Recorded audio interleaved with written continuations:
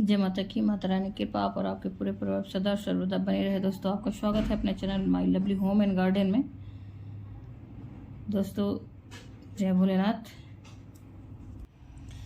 जब भी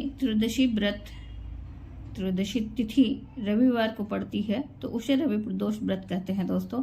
और प्रदोष व्रत भगवान शिव को प्रसन्न करने के लिए और भगवान शिव का आशीर्वाद प्राप्त करने के लिए किया जाता है। तो आज के इस वीडियो में सुनिए रवि प्रदोष व्रत की संपूर्ण कथा। यदि आप रवि प्रदोष की संपूर्ण जानकारी और प्रदोष काल का समय क्या है, किस समय शाम को पूजा करना चाहिए, इससे संबंधित वीडियो चैनल पर पहले से ही अपलोड है दोस्तों, आप वहां से देख सकते हैं। तो दोस्तों, प्रदोष व्रत की कहानी शुरू करें इससे पहले आपसे रिक्वेस्ट है कि इस कहानी को पूरा सुने, क्योंकि इस कहानी को सुनने मात्र से ही लोगों की किस्मत चमक जाते हैं। तो दोस्तों, वीडियो में अंत तक बने रहें और कोई भी जानकारी आपको अच्छी लगे तो लाइक तो अवश्य करें, अपने फ्रेंड्स और फैमिली में ज़्यादा से ज़्यादा शेयर भी करें। आप मेरे चैनल पर नए हैं तो मेरे चैनल को सब्सक्राइब करें, बेल नोटिफिकेशन अवश्य ही दबाएं, जिससे आने वाले वीडियो की जानकारी आपको समय से प्राप्त हो सके दोस्तों। और बहुत सारे तीज त्यौहार से संबंधित वीडियो पहले से ही अपलोड है। जन्माष्टमी हो गई, हरियाली तीज हो गई, हरितालिका तीज हो गई, रक्षाबंधन हो गया, पूर्णिमा हो गई, बहुत सारे अच्छे और चौथा सोमवार से संबंधित कुछ उपायों से संबंधित वीडियो ऑलरेडी अपलोड है दोस्तों, आप वहां से देख सकते हैं।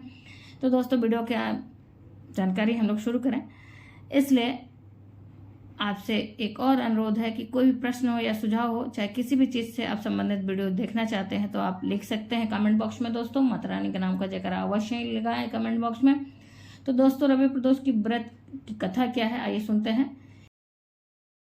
एक समय सभी प्राणियों के हितार्थ परम पावन भागीरथी नदी के तट पर सभी ऋषि समाज द्वारा विशाल गोष्ठी का आयोजन किया गया।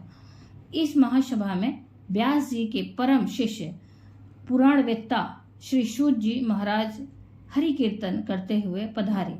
श्री सूत जी को आते हुए देख वहां पे शनक आदि 88,000 ऋषि मुनियों ने खड़े होकर उन्हें दंडवत प्रणाम किया। महाज्ञानी सूत जी ने भक्ति भाव से ऋषियों को हृदय से लगाया तथा उन्हें ढेरों आशीर्वाद प्रदान किया। तब विद्वान ऋषिगण सभी शिष्य आसन पर विराजमान हो गए।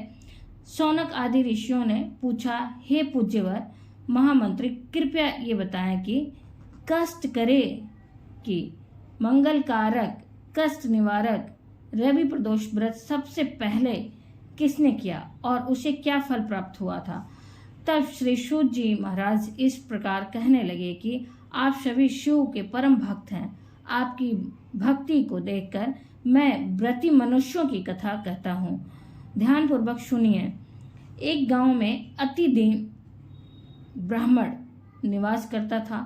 उसकी साध्वी पत्नी प्रदोष व्रत रखा करती थी। उसका एक ही पुत्र था। एक समय की बात है, उसका वह पुत्र गंगा स्नान के लिए चला गया। दुर्भाग्यवश मार्ग में चोरों ने उसे घेर लिया और वे उसे पकड़कर कहने लगे, हम तुम्हें मारेंगे नहीं, बस तुम अपने पिता के गुप्त धन को बता दो। तो वह बालक बड़े दीन भाव से कहने लगा, हे बंधुओं, हम तो अत्यंत दीन दुखी हैं, हम बहुत गरीब हैं, हमारे पास धन कहाँ से आएगा। बालक की बात सुनकर चोर कहने लगे, तो फिर बता तेरी इस पोटली में क्या है। बालक ने चोरों की बात सुनकर बिना डर के कहने लगा कि इसमें तो मेरी माँ ने रोटियां दी हैं। यह सुनकर बालक पर दया आने लगी। उन्होंने कहा, साथियों, यह बालक तो अत्यंत गरीब है, इसलिए इसको छोड़कर हम किसी और को लूटते हैं। ऐसा कहकर चोरों ने उस बालक को जाने दिया। अब वह बालक वहां से चलने लगा और चलते चलते एक नगर में पहुंचा और नगर के पास ही बरगद का एक विशाल वृक्ष था। वह थका हुआ था, इसलिए वह बालक वृक्ष के नीचे सो गया। वृक्ष साया में वह सो गया। उसी समय उस नगर के सिपाही चोरों को खोजते हुए उस बरगद के वृक्ष के पास ही आ पहुंचे जहां पर वह बालक सोया हुआ था।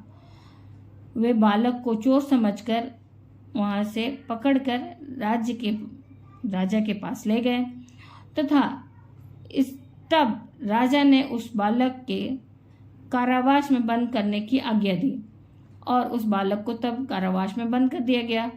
तब राजा ने उस बालक के जब कारावास में बंद करने के आदेश दे दी गई और बालक बंद कर दिया गया, तो उधर ब्राह्मणी का लड़का जब रात होने तक घर नहीं पहुंचा तो उस ब्राह्मणी को बेटे की बहुत चिंता हुई। अगले दिन प्रदोष व्रत था। ब्राह्मणी ने प्रदोष का व्रत रखा और भगवान शिव से सारा दिन मन ही मन अपने पुत्र की कुशलता की प्रार्थना करने लगी। भगवान शंकर ने उस ब्राह्मणी को प्रार्थना स्वीकार कर ली और उसी रात भगवान शंकर ने उस राजा को स्वप्न में आदेश दिया कि वह बालक चोर नहीं है, निर्दोष है। उस बालक ने कोई चोरी नहीं की है, इसलिए उसे प्रातःकाल छोड़ दिया जाए, नहीं तो जो राजा था उसका राज्य और वैभव नष्ट कर देंगे भगवान। प्रातःकाल राजा ने शिव जी की आज्ञा अनुसार उस बालक को कारावास से मुक्त कर दिया। बालक ने तब अपनी सारी कहानी राजा को कह सुनाई। बालक के मुख से सारी वृतांत सुनकर राजा ने अपने सिपाहियों को उस बालक के घर भेजा और उसके राजा के बुलाए जाने के कारण उसके माता पिता बहुत भयभीत हो गए थे। उन्हें लग रहा था कि शायद राजा उन्हें दंड देने के लिए बुलाए हैं। राजा ने उन दोनों को भयभीत देखकर कहा कि आप डरिए मत, आपका बालक तो निर्दोष है। तब राजा ने ब्राह्मण को 5 गांव दान में दे दिए, जिससे कि वे सुख पूर्वक अपना जीवन बिता सके। इस प्रकार भगवान शिव की कृपा से और प्रदोष व्रत की कृपा से वह ब्राह्मण परिवार अब आनंद से रहने लगा। इस प्रकार रवि प्रदोष के दिन जो भी मनुष्य भगवान शिव की पूजा कर प्रदोष काल में इस कथा को पढ़ता या दूसरों को सुनाता है, तो भोलेनाथ उन पर सदा अपना आशीर्वाद बनाए रखते हैं और भोलेनाथ की कृपा से ऐसे भक्त सदा सुखी और निरोगी होकर अपने जीवन बिताते हैं। ये तो रही दोस्तों रवि प्रदोष व्रत की कथा।